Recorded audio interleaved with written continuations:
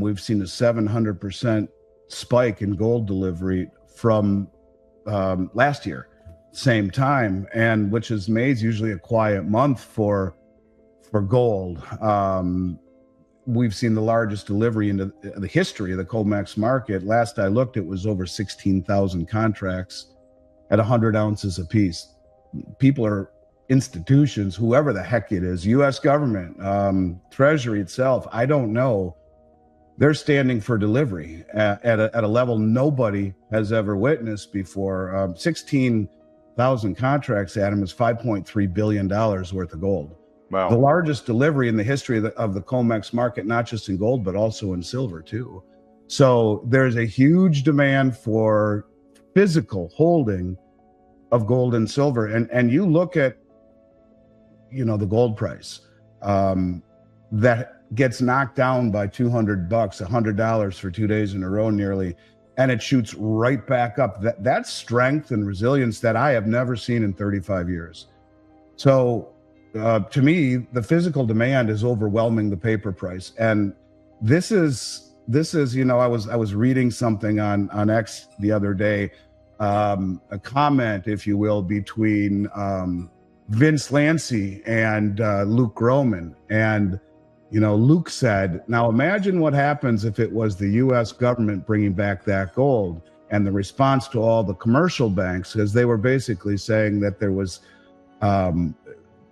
it almost looked like a sell-only market, that they were a coordinated fashion, that they got together with the managed money and said, this is about to blow up the whole market. There is no more buying allowed, only sell only.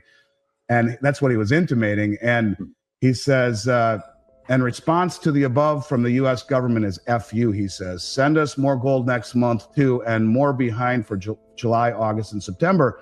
And Vince Lancy says, it was, Luke, it was. No ifs, ands, or buts. Bullion banks to cover the Treasury, calling it back, or the Department of Treasury itself, it most certainly was. Now, these are two of the smartest guys in the world. And basically what they're saying is that it's the U.S. government bringing all this gold back in. And if you look month over month over month over month, just the month over month increase since last year, if you can see that, COMEX gold delivery. This is not something that is just an outlier in 1 month. Month over month over month over month over month. And really this goes back to November. Okay. So when you talk about where we are, I would just simply say the biggest money in the world has been using any sign of weakness to stand for delivery and to accumulate more, and the price keeps going higher and higher and higher. It's not just here. You can look at what's happening even in China too, and the numbers are off the charts in China. I think they bought the amount of gold that they just bought was an 11-month high this last month. I think the best of what we could expect to see in gold prices is still, and silver, is still way in front of us. The previous administration had no affinity to bringing gold into the COMEX, certainly. So it would have only been trader based. This is something different. And this really happened since November of 2024. So I don't know for sure, but if I were betting in Vegas, I would say it was almost inverse of what we're seeing here. The conventional wisdom was that it was tariffs and arbitrage. Okay, there's a little bit of that. That's fine. But this is far different. That's the cover, if you ask me. And, you put it in context, for example, with President Trump's tweet on Easter Sunday, the golden rule of negotiating, he who has the gold makes the rules. Really, that's interesting. You put it in context with Treasury Secretary Bissett, who is a self-proclaimed gold bug, by the way, and whose largest holding in his last job running a hedge fund was in gold, that there would be a new monetary system implemented within this administration, a new Bretton Woods, he said.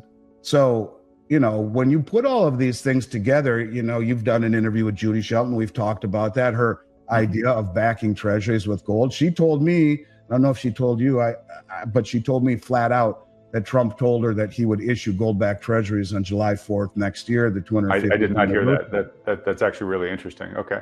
Which is the 250th year anniversary of the country. She told me that he told her that. Now, what does that mean? Maybe he changes his mind, but she's a very bright lady and more or less says that that's what she was hedging at. And so I think that there's something far more important happening with gold, far more happening with gold. And, you talk about like the smash in these markets. Well, the silver smash, 60 million ounces of silver on paper were dumped in 1 hour last week when the price got smashed. It's a sign of desperation, maybe to cover physically. I don't know, because here we are, the silver price is right back up. And I just think that this is something far different than the media is portraying. Certainly it's a lot more than tariffs. That I would bet, I would bet just about anything against. And you think about this, this trade deal, it's like it's two drunk guys holding each other up from falling. It's the largest debtor nation in the world selling its debt to the second largest.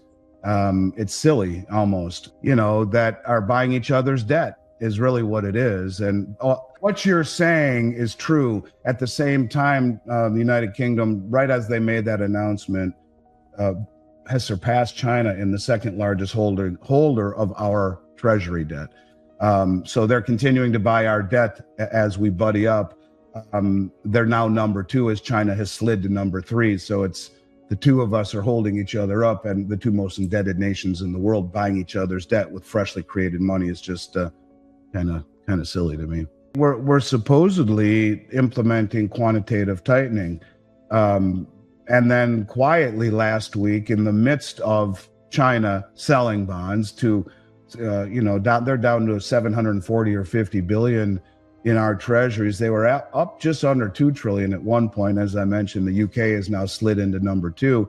So they've been selling treasuries for a while. Net since 2014, there's been no central bank new buying of treasuries. They've been buying them, but more selling than buying. And China is right at the top of that. Of course, you got Japan up there threatening, saying that selling their treasury stock is on the table. And you could very well see that. But you talk about the Fed coming in and implementing stealth QE. They bought 20 billion in 3-year treasuries on Cinco de Mayo on May 5th. They bought 34.8 in 10-year on the 6th and 7th, and 8.8 in 30-year. That's a lot more than just maintaining a ratio. That's a massive, almost $44 billion in treasuries, and they do it in a very stealth manner. It just seems to me that the demand for the long bond is drying up. Same thing you're seeing in in Japan right now. And they step in to prevent, I don't want to be as dramatic as saying a failed auction, but it's plugging holes in a sinking ship without calling it a leak is really what it is, as far as I'm concerned. And yet rates continue to go higher. And what's really impressive is that even in the face of rising rates, we see gold continuing to move higher, which goes to show, as far as I'm concerned, a lack of demand and or trust in institutions such as the bond market, such as the Federal Reserve, such as the US dollar. And there's just more demand for lack of counterparty risk assets in your own possession, like gold. And we're seeing that at the highest levels. How high can yields go in a system that is losing trust? Do you want it? Does the yield really even matter at that point, I guess? And so it's more along the lines of who's issuing said yield, and yield there will be demand at a certain yield, but I think anyone who would accept a 4%, 4.5% yield on a 10-year treasury right now, you have to think twice about that. The dollar's lost 9% this year alone, let alone the money creation and the inflation. So you look at last year as an example, the 10-year treasury earned 4%, gold was up 40%, no counterparty risk. You look at the last 25 years, gold has doubled the performance of the 10-year treasury, no counterparty risk. This is the trend that I think is being realized by central banks, that holding our debt is not really what it once used to be. It's a system based on trust. It used to be backed by gold. But, I did an interview with Ronnie Stoferle the other day, and he said where we are, it's like your wife came home, or you come home and find your wife in bed with the pool boy. Do you ever get that trust back? That's the way the world, I think, is looking at the Treasury. on many levels, not only monetary and fiscal irresponsibility, but also the sanctions and these tariffs, which are almost tariffs that underneath are really sanctions. And this is an issue of trust, or maybe loss of trust in the system.